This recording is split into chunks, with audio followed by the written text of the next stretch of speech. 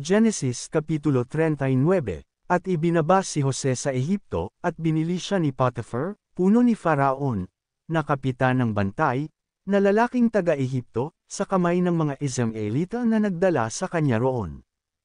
At ang Panginoon ay sumakay Jose, at naging lalaking mapalad, at siya'y nasa bahay ng kanyang Panginoong taga-Ehipto. At nakita ng kanyang Panginoon, na ang Panginoon ay sumasa kaniya, at ang lahat ng kanyang ginagawa ay pinagpapala ng Panginoon sa kanyang kamay. At nakasumpong si Jose ng biyaya sa kanyang paningin, at pinaglingkuran niya siya, at sa kanya'y ipinamahala niya ang bahay, at ang lahat niyang tinatangkilik ay isinakaniyang kamay. At nangyari, na mula sa panahon na siya'y pamahalain sa kanyang bahay, at sa lahat ng kanyang tinatangkilik, ay pinagpala ng Panginoon ang bahay ng taga-Ehiptong yaon dahil kay Jose, at ang pagpapala ng Panginoon ay sumalahat ng kanyang tinatangkilik, sa bahay at sa parang.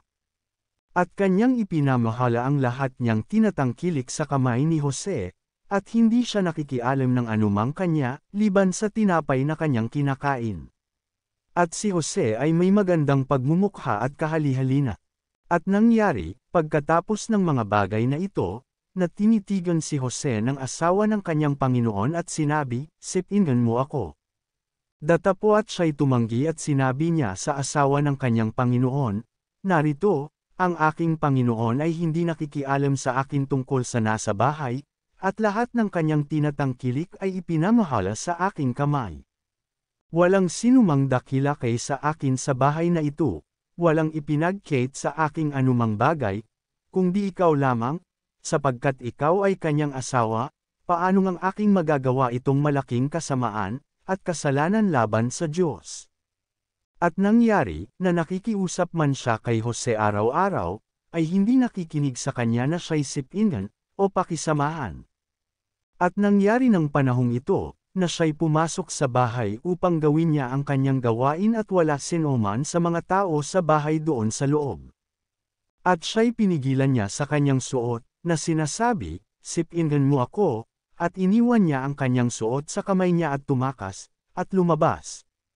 At nangyari, na pagkakita niyang iniwan ang kanyang suot sa kamay niya, at tumakas sa labas, na siya'y tumawag ng mga tao sa kanyang bahay, at sinalita sa kanila, na sinasabi, "Tingnan ninyo, na dinalhan niya tayo ng isang Hebreo, upang tayo'y tuyain, pinasok niya ako upang ako'y sipingan, at ako'y naghihiyaw ng malakas."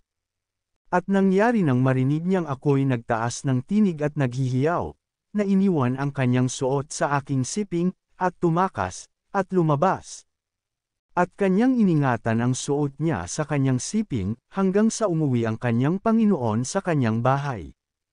At sinalita niya sa kanya ng ayon sa mga salitang ito, na sinasabi, "Pinasok ako ng aliping Hebreo na iyong dinala sa atin, upang tuyain ako." At nangyari, na sapagkat nagtaas ako ng aking tinig at ako'y naghihiyaw, ay kanyang iniwan ang suot niya sa aking siping, at tumakas sa labas. At nangyari, na pagkarinig ng kanyang Panginoon ng mga salita na sinalita sa kanya ng kanyang asawa, na sinasabi, "Ganitong paraan ang ginawa sa akin ng iyong alipin," ay nag-alab ang kanyang galit. At dinala ng kanyang Panginoon si Jose, at inilagay sa bilangguan, sa dakong pinagkukulungan ng mga bilanggo ng hari, at siya'y natira roon sa bilangguan. Datapwat ang Panginoon ay sumakay Jose, at iginawad sa kanya ang awa, at pinagkalooban ng biyaya sa paningin ng katiwala sa bilangguan. At ipinamahala ng katiwala sa bilangguan sa mga kamay ni Jose ang lahat ng mga bilanggo na nasa bilangguan, at ang lahat ng ginagawa roon ay siya ang gumagawa.